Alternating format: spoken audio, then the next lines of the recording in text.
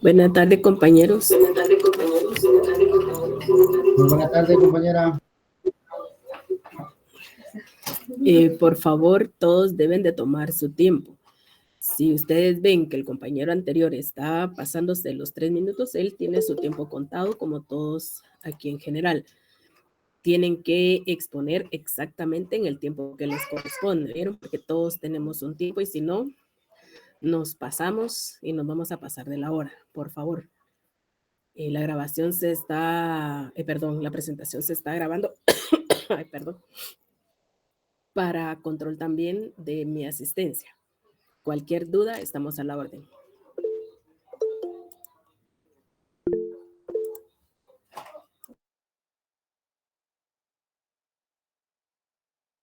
Sí, Josué. Con una pregunta, disculpe, ¿es obligatorio poner la cámara al momento de exponer? Sí, fueron indicaciones de la licenciada, tenían que abrir cámara. De hecho, estaba viendo que el compañero Rogel va a hacer una presentación y se había hecho comentario que no, ¿verdad? Pero bueno, de hecho, tienen al momento de que usted presente, su cámara debe estar encendida. Por favor, gracias. Perfecto, Sí, muchas César. gracias. Bueno, Josué, dígame, César. Buenas tardes, licenciada. No, ahí solo consultando, porque ya es el horario para comenzar con la exposición y pues a mí me toca pasar, Sí, no sé si ya puedo iniciar. sí, cada a usted le tocan a las 2:05, ¿verdad? Así es, licenciada. Ajá, sí, cuando nomás den las 2:05, usted empieza. Muy bien, muchas gracias. Bueno.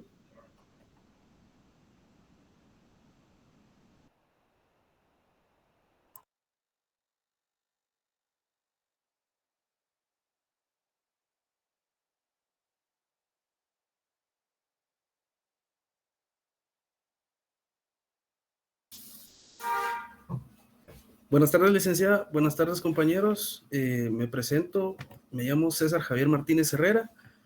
Mi número de carnet es 2017-020-25 y pues yo soy la primera persona que va a exponer el día de hoy.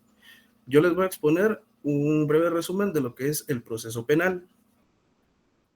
A través de la función penal, el Estado determina delitos y fija penas. Para determinar un delito y fijar una pena, es necesario de un proceso, el cual se lleva por el tribunal competente en cada una de sus etapas, las cuales son investigación, procedimiento intermedio, juicio, sentencia y ejecución de la sentencia. Si no hay elementos necesarios para llegar a juicio, se termina el proceso con un sobreseguimiento. Procedimiento intermedio. Aquí se determina el motivo del por qué se lleva a juicio a la persona, con qué pruebas y a quién se llevará a juicio. Objeto del proceso penal. Es la materia o tema que se discute y el juez tiene que decidir y resolver en sentencia. Es la averiguación de la verdad a través del debido proceso.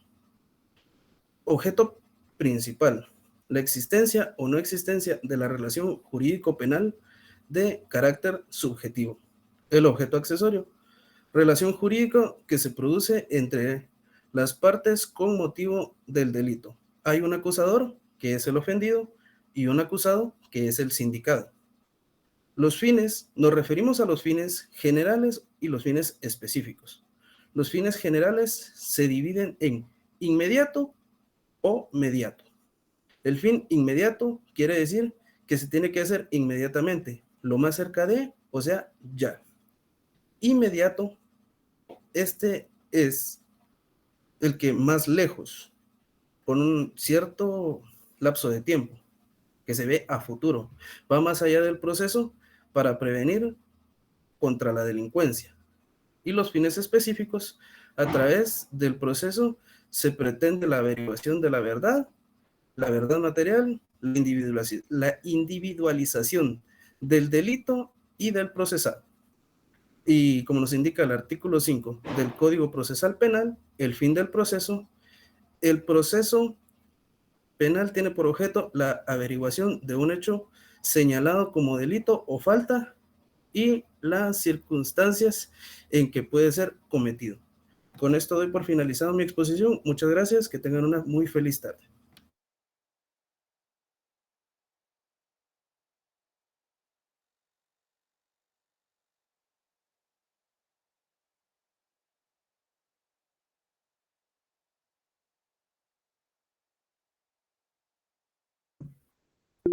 Gracias, César Javier.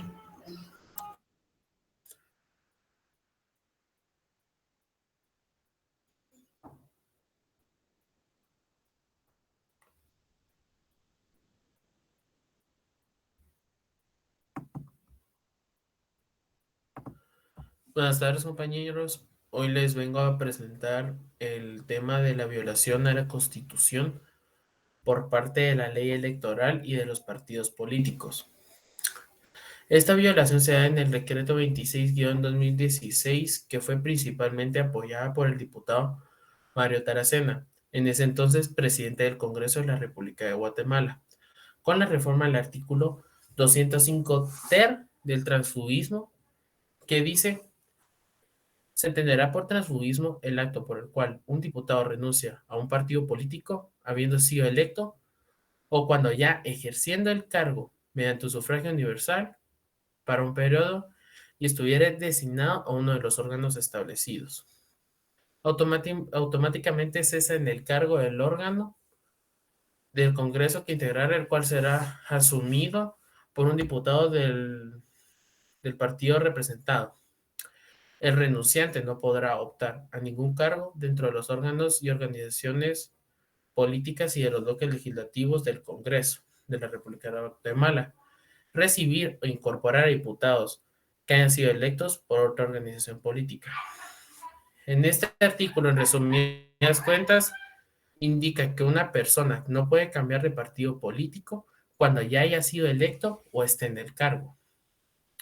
Cuando en la Constitución de la República de Guatemala, en el artículo 34, habla del derecho de asociación, que indica que una persona tiene el derecho de unirse a la asociación que desee, ni está obligado a permanecer, únicamente exceptuando lo que son los colegios profesionales, siendo los partidos políticos asociaciones con fines electorales. No existe ni debe existir una prohibición a pertenecer a algún partido político. Y también violó el artículo 136, inciso B, de la Constitución de la República de Guatemala, que trata sobre los deberes y derechos políticos, que son el elegir y el ser electos. Esta situación pasó en el año 2016 porque el partido UNE, al cual pertenecía el diputado que impulsó este decreto, Mario Taracena, tenía miembros que querían dimitir de este partido político, porque Sandra Torres iba a volver a participar como candidata a la presidencia. Entonces, como forma de mantener los liderazgos departamentales en las elecciones, creó este decreto, en el cual, aparte de llevar varios artículos para la ley electoral y de partidos políticos, llevaba esta ley que es inconstitucional. Con esto doy por finalizada mi exposición.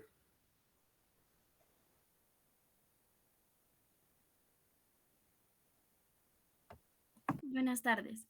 El discurso en la oratoria forense y sus errores comunes.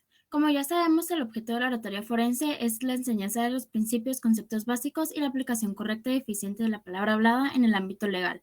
Cuando llegamos al momento de realizar un discurso en la oratoria forense, debemos considerar la invención, que es donde se recopila la información, la disposición que se encarga de ordenarla, la elocución que la expresa, la memoria que la recuerda y la acción que la transmite. Centrados en la división, esta consiste en estructurar ordenadamente el contenido del discurso en diversas partes perfectamente ensambladas para alcanzar el objeto persuasivo. Desde la perspectiva de la oratoria forense, estas partes serían el exordio, la división, narración, argumentación y el epílogo. Estos nos ayudan a proporcionar un informe bien estructurado y con orden y coherencia, con concreción de nuestras ideas principales del alegato, facilidad para retener las ideas y exponerlas, y aporta flexibilidad al informe, permitiendo en algunos casos la supresión de determinadas partes. Hablado de esto, me gustaría comentar algunos de los errores que podemos encontrar o cometer a la hora de realizar un discurso en oratoria forense. Dentro del exordio podemos encontrar que no tenga una relación directa con el objeto del litigio, ser excesivamente pasional o actuar con afectación en la exposición del mismo, ser arrogante, que sea demasiado extensa, y en la división puede ser que entra en esta sin una transición entre el exordio, realizarla en asuntos sumamente sencillos o que en asuntos extensos se desarrollen sucesivamente subdivisiones. Dentro de la narración puede ser emplear una expresión poco firme y que exprese dudas, exponer una narración muy extensa que aburra al juez o realizar valoraciones subjetivas de los hechos. Dentro de la argumentación pueden ser no valorar la prueba o valorar la prueba pero no argumentar en derecho, ordenar los argumentos de forma anárquica y sin criterio. En el epílogo podemos encontrar los errores de realizar un epílogo demasiado extenso, reproducir los argumentos principales con la misma terminología que en argumentación, o redactar antes de haber concluido el texto completo del informe, exceptando el exordio. Muchas gracias.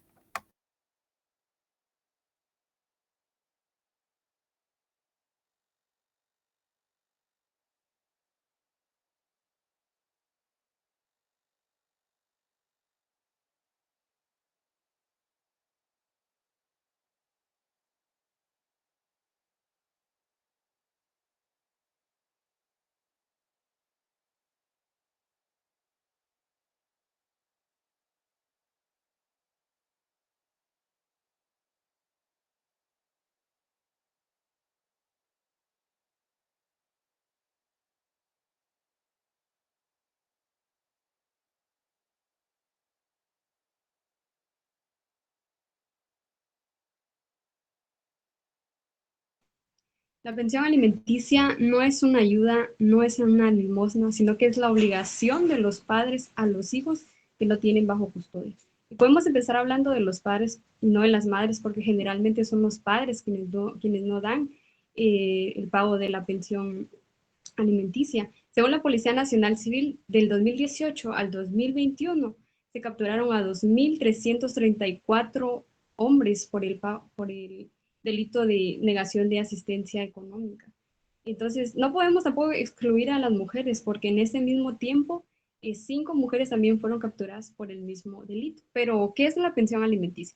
Según nuestro Código Civil, en su artículo 278, nos indica que la pensión de alimentos es la que comprende todo lo que es indispensable para el sustento, habitación, vestido, asistencia médica y también la educación e instrucción del alimentista cuando es menor de edad. Pero, ¿cuál es el proceso para solicitar una pensión alimenticia a favor de un menor de edad? Para que la pensión sea considerada válida jurídicamente, es necesario que sea declarada por un juez de juzgado pluripersonal de primera instancia de familia en competencia específicamente en procesos de pensión alimenticia. Este proceso es denominado juicio oral de fijación de alimentos. También podemos mencionar las características del pago de pensión de alimentos, que es la capacidad del pago, la pensión que es complementaria, son ambos padres que también deben cumplir, no solo el hombre. Dinerarias, la pensión debe ser en dinero y en casos especiales también va a ser en especie, y también las circunstancias del menor. El juez va a fijar la pensión de acuerdo a las necesidades que tenga el menor de edad. Pero en sí la problemática en Guatemala es de que hay muchos hombres que evaden el pago de la pensión alimenticia, hay hombres que cambian de trabajo, presentan deudas, renuncian a sus trabajos con tal de no cumplir. Y dado estas circunstancias, podemos decir que en un juicio de alimentos no gana el padre ni la madre, sino que pierden los hijos. Así que lo mejor es de que se haga un mejor vínculo entre los padres para evitar también estas situaciones. Gracias.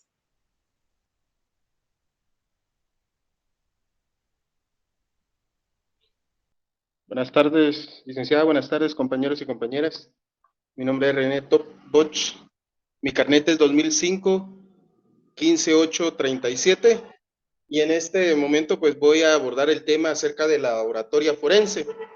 Para iniciar la misma, pues, podemos hacer hincapié que la oratoria, pues, va a describir todo lo perteneciente al foro, al derecho o a la administración de la justicia, según el autor Morachel en el año 2017. En la antigüedad, el foro era específicamente en un lugar situado en Roma, en el cual se realizaban negocios públicos y donde el magistrado realizaba la justicia. ¿Cuál es el propósito de la oratoria forense?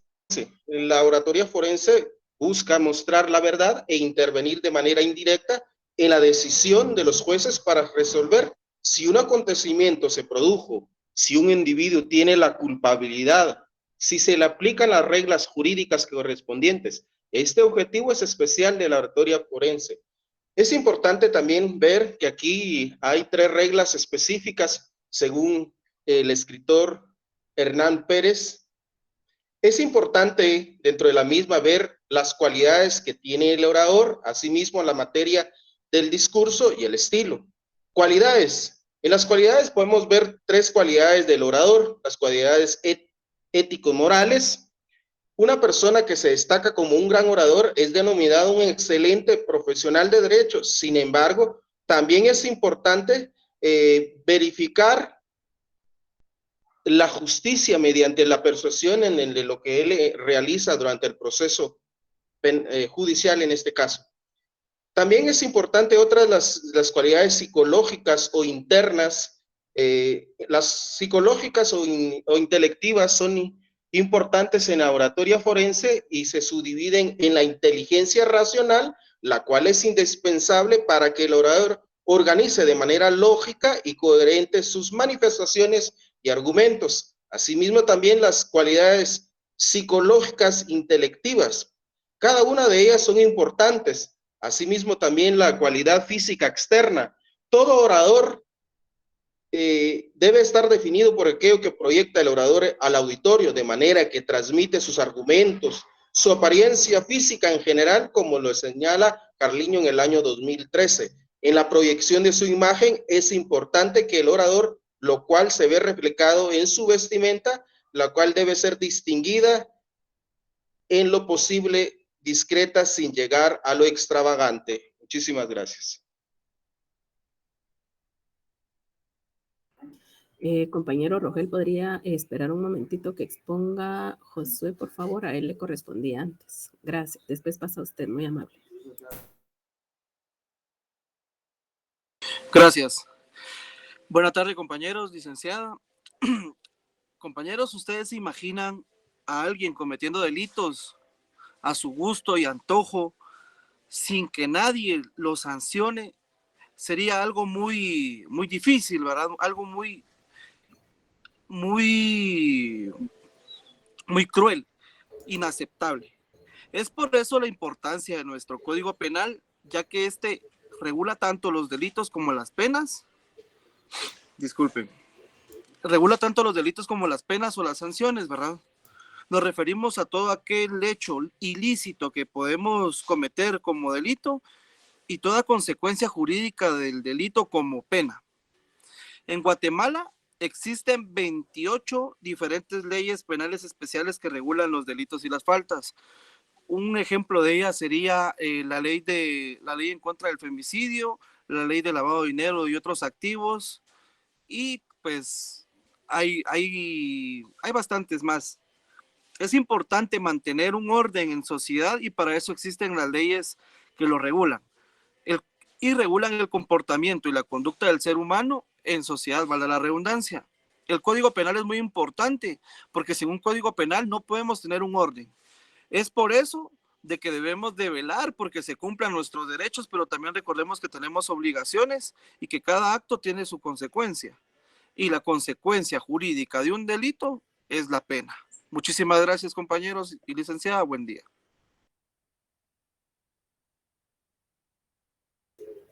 Muy buena tarde, compañeros. Es un gusto y un placer saludarles. Asimismo, también les voy a presentar el desarrollo del proceso penal guatemalteco en Guatemala. El proceso penal guatemalteco tiene por finalidad inmediata la averiguación de la determinación y valoración de los hechos delictivos y el establecimiento de la participación del imputado y determinar su responsabilidad. En forma inmediata, el proceso penal busca la actuación de la ley para poder lograr el fin supremo, que es la justicia y la paz social, ¿verdad? El cual se desarrolla de las siguientes 5 etapas. Solo les voy a presentar, permítanme un segundo. Les voy a presentar.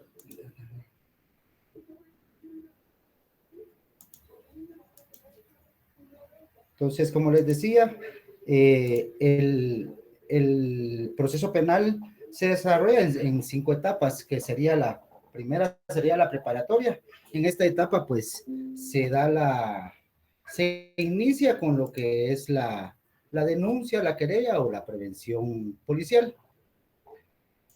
y ahí damos inicio con lo que es la etapa preparatoria, porque aquí es donde se sospecha la probable comisión de un hecho delictivo y se autoriza al Ministerio Público para que haga la investigación y se liga o se declara falta de mérito al sindicado de la posible comisión del delito. Posteriormente a esto, tenemos la etapa de fase intermedia, donde el imputado es declarado a sujeto de la verificación de la sospecha probable de un hecho delictivo y por lo cual es convocado a un juicio oral. La siguiente etapa sería el juicio oral. En esta etapa es sometido al juicio oral y público por la sospecha del hecho delictivo y de ahí dependerá si él prosigue a la etapa de impugnaciones. Ya en esta etapa de impugnaciones, pues los sujetos procesales utilizarán los medios procesales establecidos para revisar los fallos judiciales. Para que proceda, se necesita ciertos presupuestos generales, tales como ser agraviado, expresar los motivos de la afectación, ser parte legítima, constituida o afectada de la sentencia, cumplir con los requisitos de forma establecidos e interponiendo un plazo legal que la resolución sea impugnable. Posteriormente a esto, llegamos a la etapa de ejecución, donde en esta etapa consiste en controlar el cumplimiento de la pena impuesta al condenado para la comisión de un hecho delictivo. Asimismo, revisar el cómputo definido, practicado en la sentencia y resolver los incidentes relativos a la ejecución y a la extinción de la pena, a la libertad anticipada y además establecidos en la ley. Para mí ha sido un gusto, compañeros, haberles dado cómo es el desarrollo del proceso penal guatemalteco en 5 etapas. Esto pues tiene como plazo en su primera etapa como lo establece el artículo 323 y 324 bis del Código Penal, que es de 3 a 6 meses, ¿verdad? Y ya en la etapa intermedia, pues el plazo ya no es de 3 a 6 meses, sino ya es menos de 10 a 15 días. Por lo que esto es el desarrollo del proceso y para mí ha sido un gusto habérselos desarrollado acá. Espero me hayan comprendido y que tengan una excelente tarde.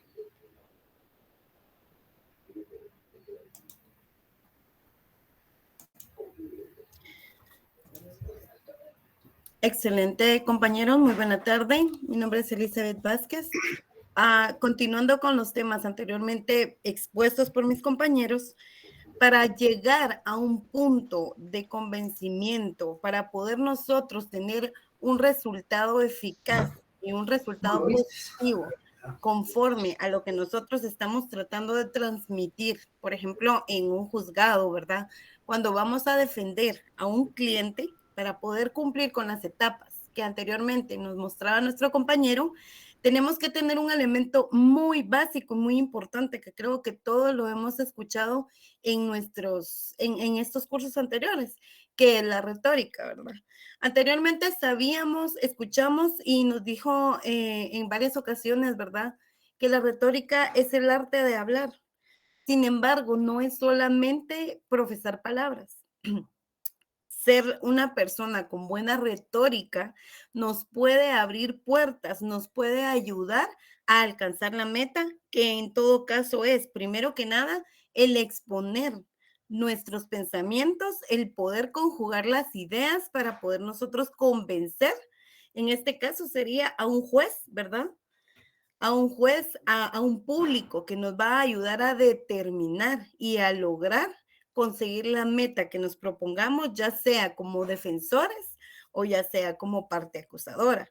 La retórica no es solamente palabras, ¿verdad? Muchas veces confundimos el hecho de que la facilidad de palabras de una persona con lo que es la retórica. La retórica en sí es un arte, es algo que tenemos que aprender a manejar. Muchas personas nacen con la retórica así como que a flor de piel, pero Aristóteles fue uno de los primeros que nos mostró cómo utilizar la retórica como una disciplina, que es una herramienta a través del lenguaje verbal y el lenguaje corporal. esta también es un elemento que se puede dividir en diversas partes, ¿verdad? Lo que es un discurso como tal, que es lo que nos permite poder desarrollar nuestra retórica, que está dividido en 4 elementos también. Uno de ellos es el inventio, que se conoce como la referencia o se refiere a la búsqueda de las ideas que van a dar el soporte de nuestro discurso. Es la base de lo que vamos a hablar, es aprender a conocer nuestro tema, ¿verdad? Y tener esa riqueza verbal para poder nosotros expresar nuestras ideas. El dispositivo, que es la organización de los argumentos, el cómo lo voy a exponer, qué quiero transmitir, qué es lo que yo voy a decirle a mi público que quiero que se quede compenetrado en ello, ¿verdad? La elocución, ¿verdad? Que se refiere al estilo, mi forma de hablar, mi forma de moverme, todo lo que es mis movimientos físicos. Y la memoria, obviamente, que estamos hablando del conocimiento que yo tengo. Espero les haya quedado claro. Un gusto, compañeros.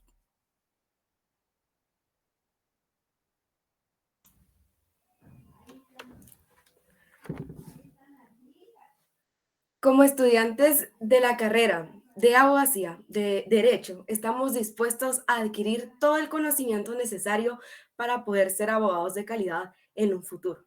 No obstante, debemos de tener presente la ética profesional, desarrollada en el ejercicio jurídico profesional. La ética profesional es el sistema de normas y valores morales que como futuros profesionales de la abogacía debemos de respetar durante el ejercicio de nuestra profesión. Es hora de rescatar y recuperar lo que estábamos o estamos a punto de perder. Los mejores maestros de mi vida son los que me han enseñado a cómo no debo de comportarme, accionar, dirigirme y optar a relacionarme con las personas. Voy a proceder y me voy a permitir poder ejemplificar cómo es el desarrollo de la ética profesional en nuestro ámbito jurídico profesional. Esta botella, compañeros, sí, esta botella de agua representa una vida, una persona que también está dispuesta a recibir propuestas, a propuestas indecentes, a propuestas que corrompen sus valores y principios dentro del desarrollo del ejercicio profesional de la abogacía, cuya consecuencia, si ella recibe esas propuestas que no son nada favorables, van a hacer que su integridad como profesional se vea afectada. Pero ¿por qué no puede ocurrir ese deforme de valores y principios en esta botella? Porque esta botella de agua está llena, sí, contiene agua. Y es así nuestra vida. Nuestra vida es como una botella. Debe de estar llena de principios y valores. Siempre nos van a intentar corromper y deformar nuestros principios y valores dentro del ámbito profesional.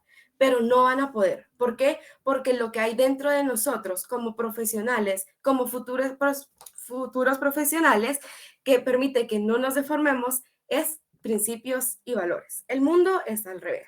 ¿Cuántos principios y valores se están perdiendo en la carrera de abogacía, notariado y judicial? No permitamos que los valores se pierdan. Hoy en día a lo bueno le dicen malo y a lo malo le dicen bueno. Pareciera que al que quiera hacer las cosas bien le va mal y al que quiera hacer las cosas mal le va bien. Pero no nos debemos de conformar con eso, porque esa es nuestra realidad, pero realmente está al revés. Sigamos haciendo la voluntad de Dios como lo establece nuestra Constitución, nuestra Carta Magna, que invoca el nombre de Dios y asimismo reconoce los valores espirituales y morales para poder mantener los principios y valores, que nos puedan reconocer dentro del gremio de abogados, no porque tenemos un precio, sino porque realmente tenemos un valor. El mundo se está modernizando y por ende los acontecimientos de cualquier índole que se desarrollan dentro del mismo también. Por ejemplo, próximamente como sociedad guatemalteca estamos expuestos a vivir nuevamente el año electoral. Por ende, debemos de reconocer que la modernidad viene disfrazada de principios, de la pérdida de principios y valores morales. Nosotros no necesitamos cambiar y olvidar nuestros valores por optar a una excelente oportunidad laboral, profesional. Nosotros somos los que debemos de marcar la diferencia con valores y ética profesional. Seamos profesionales íntegros, que no nos podamos dar a conocer y que no sepan distinguir realmente dentro del gremio porque somos abogados de calidad, con valores y principios, no por un precio. En Brasil hay un dicho, el cual es el siguiente: ¿quién es usted en la fila del pan? ¿Cómo así en la fila del pan? ¿Verdad? Se podrán preguntar, ¿cómo así en la fila del pan? Sí, en la fila del pan, porque en la fila del pan, cuando todos están a la espera de ser atendidos, toda la gente está viendo de un lado a otro. Y por ende, nosotros no debemos de estar viendo como futuros profesionales de un lado a otro qué están haciendo los demás profesionales. Debemos de enfocarnos en sí mismo y voltear a ver al cielo, reconociendo que Dios está dispuesto a ayudarnos si hacemos las cosas con integridad, y también recordándonos el celeste del cielo y el blanco de las nubes que representa nuestra sociedad guatemalteca, que debemos de respetarlos, honrarlos y asimismo actuar en calidad por ellos. Muchas gracias.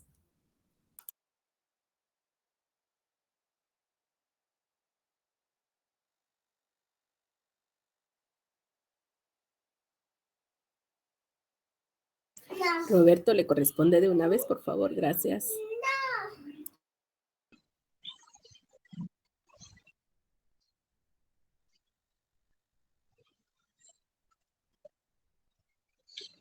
Buenas tardes, compañeros. Quiero compartirles el día de hoy lo que es el tema de la filosofía dentro del derecho, ¿verdad? Que ha sido muy importante. Se dice que la perfección no es alcanzable, pero si perseguimos la perfección podemos conseguir la excelencia, según Vincent Lombardi.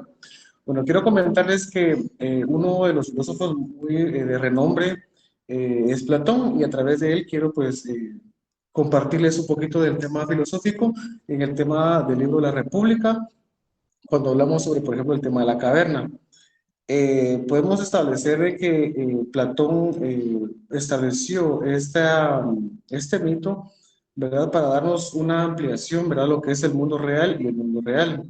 Según Platón, él comentaba, ¿verdad?, y es bien interesante porque él decía de que se establece de que en este mito él puede establecer dos mundos: el mundo sensible, que el cual él pues menciona muy claramente que es el mundo de los objetos físicos, y como tal está sujeto a cambios o procesos de generación o corrupción. Y también está el mundo inteligible, que el cual es el mundo de las ideas inmutables y eternas, es el mundo de la razón, el único verdadero. Bueno, es así como podemos establecer básicamente que el mundo sensible sería básicamente en la caverna.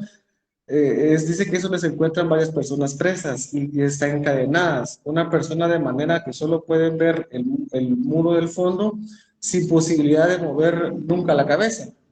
Detrás de ellos establece también ese mito que existe un pasillo y una hoguera en la entrada, ¿verdad? Que es como un fuego que a la vez pues da una cierta luz. De modo que cuando las personas, los animales del exterior caminan por el pasillo, solo alcanzan ver sus sombras, dichas personas que están encadenadas. Dicha sombra se puede ver porque se proyecta a través del fuego de la hoguera. Los prisioneros así piensan que las sombras son la única realidad, ya que su situación no les permite ver más allá. Pero, ¿qué ocurriría si una de esas personas se librara de sus cadenas y se vuelve hacia la luz? Podríamos establecer que se vería una nueva realidad, una más real, una más verdadera, diferente a la primera, que no era más que apariencia.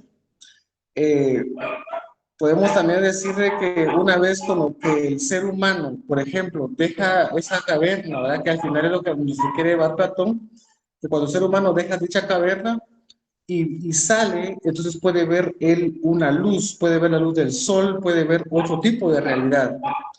Dicha realidad, una vez conocida, esta persona debe volver al interior, dice, ¿verdad?, para poder comunicarle al resto lo que él está viendo, fuera de la realidad donde él estaba. Los prisioneros llevan tanto tiempo viviendo entre las tinieblas que se burlan y se pueden burlar de una persona ante la posibilidad de poder ver otro tipo de realidad.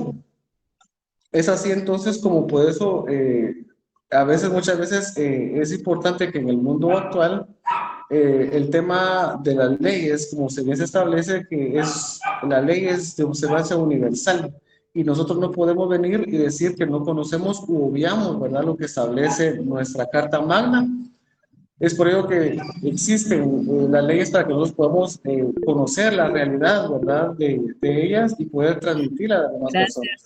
Roberto.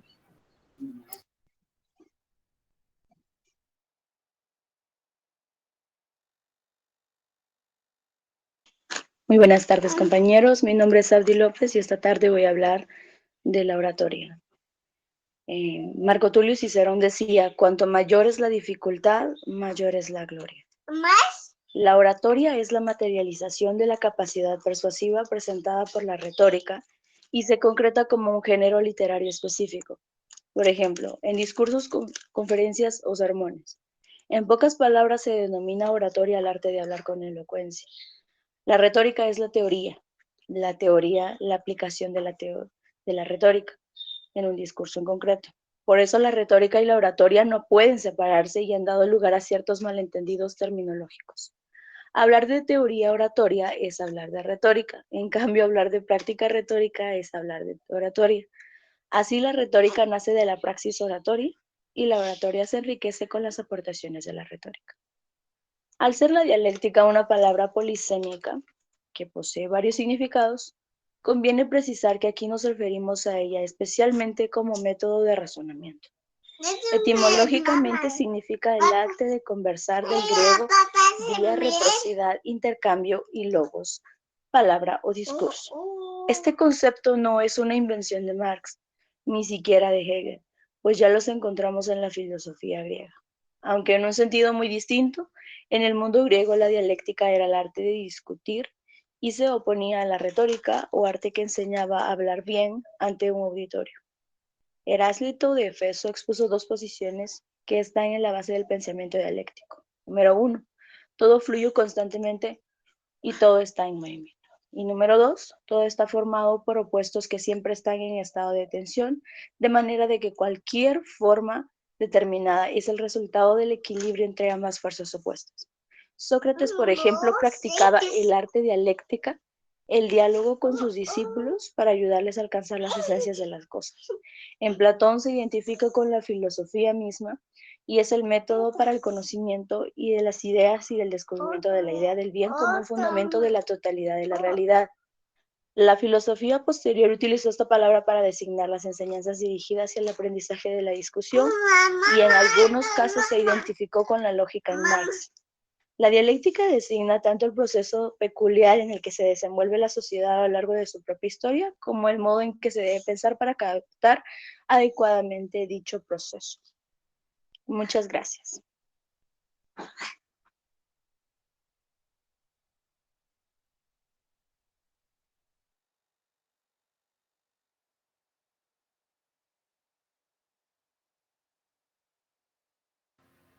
Buenas tardes, licenciada y compañeros. Hoy les voy a estar hablando sobre la protección de los derechos de los animales. Mi nombre es Renata Ayala. Los animales no son propiedad o cosas, sino organismos vivientes sujetos a una vida que merecen nuestra compasión, respeto, amistad y apoyo.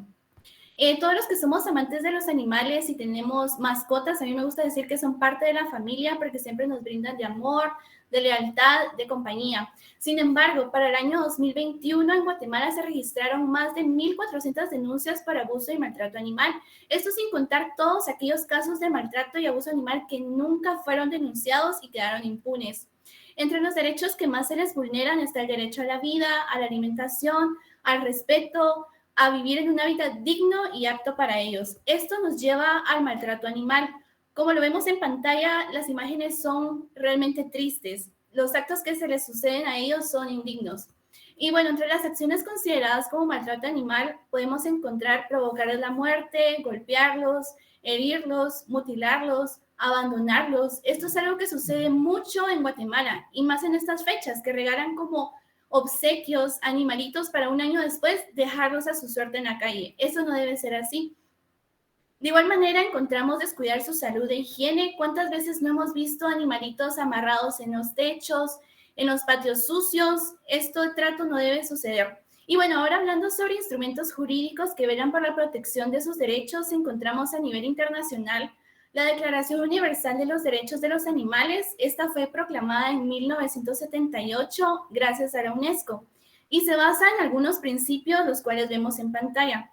Pero ahora lo que nos importa, a nivel nacional, encontramos la ley del decreto de bienestar animal del país, aprobada a través del decreto 05-2017 en el 2017. ¿Pero de qué trata esta ley? Esta norma supuestamente era para proteger sus derechos, pero no es así del todo. Es una ley bastante ambigua, ¿pero por qué? Porque no evita que las personas torturen y asesinen animales. De igual manera, para darles un ejemplo, la sanción más grave hacia el maltrato animal son 12 meses de salario. Imaginemos, pueden maltratar, matar animales y lo máximo que les van a interponer son 12 meses de salarios. Así que nos lleva a la siguiente pregunta. ¿Realmente esta ley protege los derechos de los animales en el país? La respuesta es no del todo, por lo cual necesitamos una reforma urgente a la ley, pero ese es un tema que no le interesa a la mayoría de las personas. Los diputados no les interesan este tema. Es una ley que necesita comenzar a interponer sanciones penales y no solo civiles. Y pues bueno, para terminar, les quiero dejar en pantalla los números a los que ustedes pueden denunciar cualquier tipo de maltrato animal. Pueden ser la voz de un ser inocente. Y esa fue mi presentación. Muchas gracias por su atención. Buenas tardes, compañeros, compañeras licenciadas. Mi nombre es Luis Sáenz y mi tema de exposición es la cámara Gesell. Esta fue creada por el psicólogo y pediatra estadounidense Arnold Gesell para observar la conducta de niños sin ser perturbados por la presencia de una persona extraña. Además, es utilizada para observar la conducta de sospechosos en interrogatorios o bien para preservar el anonimato de testigos. Esta cámara está conformada por dos ambientes separados por un vidrio de visión unilateral, los cuales cuentan con equipos de audio y video para diferentes casos. En Guatemala se instauró bajo el número de decreto 41-2010 del Ministerio Público. Su objetivo fue normar el uso de la cámara, establecer sus objetivos, principios y casos donde cabe utilizarlo, también la forma en que debe desarrollarse de forma segura. Además, el Acuerdo 16-2013 de la Corte Suprema de Justicia, la cual tiene como objeto normar el uso y el funcionamiento de la cámara, su circuito cerrado, videoconferencias u otras herramientas, para recibir la declaración de niños, niñas y adolescentes, con la finalidad de evitar su revictimización. Para esto existe un protocolo aplicado. En este se incluye una entrevista, la cual deberá realizarse una sola vez, y para el efecto en las consiguientes etapas procesales, se utilizará la grabación del video y audio para escuchar la declaración del niño. El juez autorizará la recepción de la declaración, con la finalidad de garantizar los principios de no revictimización y el interés superior del niño. Esta cámara se encuentra en el MAINA. Personalmente, llego a la conclusión que actualmente el uso de la cámara en Guatemala es para evitar que niños, niñas y adolescentes sufran por rememorar esas vivencias tan crueles realizadas por su victimario, comúnmente en delitos de agresión sexual. Y en base al conocimiento que he podido adquirir haciendo esta investigación, puedo llegar a la conclusión de que la cámara Gesell debe ser utilizada no solo en niños, sino en cualquier persona que haya podido ser víctima de cualquier tipo de abuso, y recordar que estos tormentosos hechos puedan provocar alguna perturbación psicológica futura. Gracias.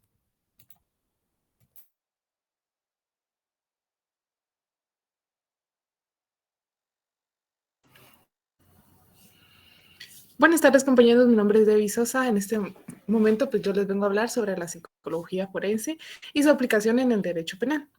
La psicología forense, pues como tal, necesita mutuamente de la rama del derecho, ¿verdad? De la ciencia del derecho. Ambas, pues, estudian al individuo como tal, asumen un enfoque y metodología bien distintas y delimitadas. El derecho no puede dar explicaciones sobre la motivación de una conducta de una persona que cometió un delito, y la psicología no puede juzgar, demandar o defender a un individuo. ¿Esto por qué? Porque se cae en opiniones subjetivas, ¿verdad? La intervención del psicólogo en el derecho puede darse de diversas áreas. Por ejemplo, en derecho civil, pues puede intervenir en casos de guardacustodia de menores o dedicarse a autorizar internaciones, ¿verdad? En psiquiátricos. También en lo que es el laboral, pues se puede dar lo que es la investigación del acoso, ¿verdad? El acoso laboral. Ahora, si caemos en el derecho penal, intervienen en intervenciones con testimonios de niños o adolescentes, o bien asesorar en cuestiones de derecho penal. Los psicólogos forenses como tales pueden entonces orientar su tarea a la prevención y la investigación de delitos. Su labor va a estar guiada por el reglamento de los procesos judiciales del país, en este caso, pues de Guatemala. El rol del psicólogo en estos casos procesales penales es básicamente aportar la información necesaria para que el juez sea dictamine o dicte el grado de imputabilidad del acusado. Para esto, pues los psicólogos forenses utilizan lo que se conoce como el peritaje psicológico de un proceso penal. Por razones de tiempo, solo explicaré lo que es el peritaje psicológico. Esto es como una asesoría por medio de un informe sobre el acusado, ¿verdad? Que en esto pues indica las características de la personalidad, sus motivaciones en relación de la víctima, si la hay o no relaciones interpersonales atípicas o las psicopatologías previas al delito o actuales. Por el momento, esta sería mi presentación. Muchas gracias.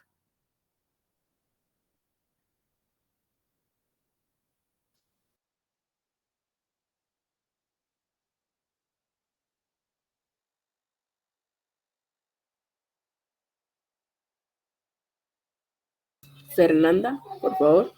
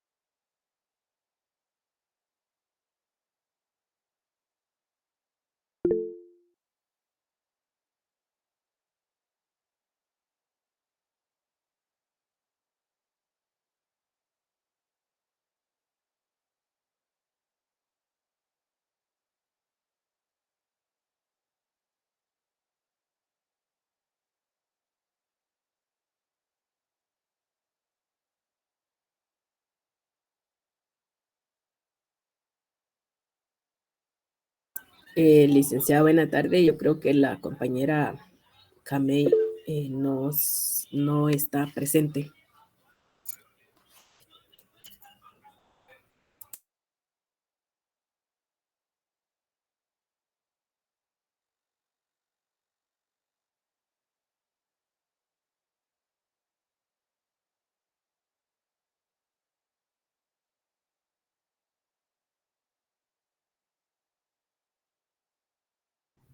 Ella era la última, licenciada.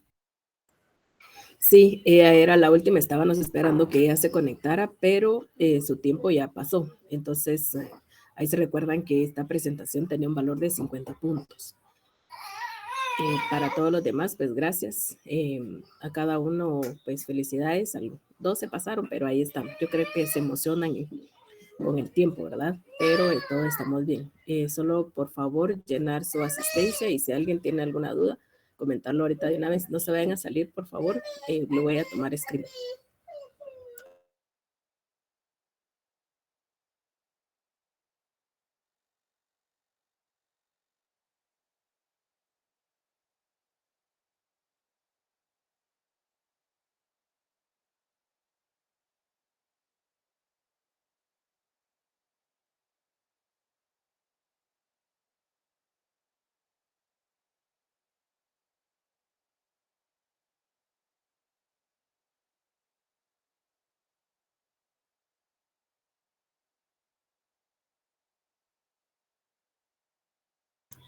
Solo con una observación, compañero, regularmente casi siempre se conectan de 124 a 125 compañeros. Estos se tomarán en cuenta al momento de los 20 puntos que se les iba a dar por asistencia. Hay muchos que sí llenan formulario, eso sí es cierto, pero para control de nosotros que presentamos a coordinación, se presentan únicamente los que están aquí presentes, ¿vieron? Así que no se van a sorprender al ver su puntuación de los 20 puntos, que no les va a salir a todos. No sé si alguien tiene alguna duda, algún comentario. Sí, Leonel. Gracias, licenciada. Buenas tardes, licenciada.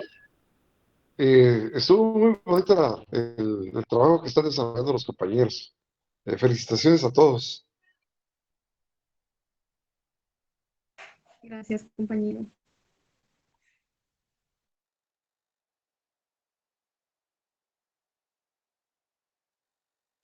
Bueno, pasen una feliz tarde, compañeros, y nos vemos el día de mañana, entonces.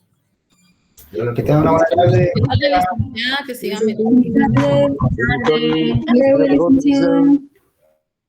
Gracias. Felicidades, compañero.